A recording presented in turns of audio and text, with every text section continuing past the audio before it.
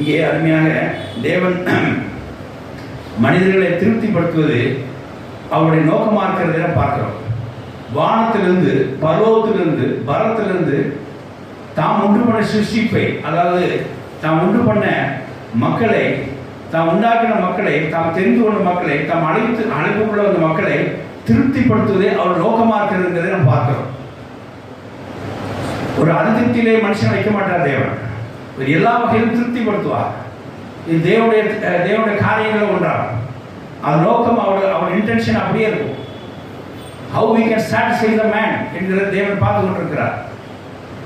அதை திருப்திப்படுத்த செயல்படுகிறார். இங்கே இயேசு கிறிஸ்து பூமியில் வந்தபோது கூட அதை தான் செய்தார். கர்த்தர் பரிசுத்தம் சோத்திரம் உண்டாதாக. யோவான் 2ஆம் அதிகாரம் 19 வாசிக்கலாம்.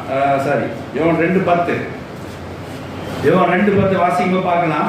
இங்கேயே அங்கே இயேசு கிறிஸ்து ஒரு கல்யாணத்தில் வந்து அவங்களை திருப்திப்படுத்த முடியாத ஒரு காரியத்தை செய்தார்.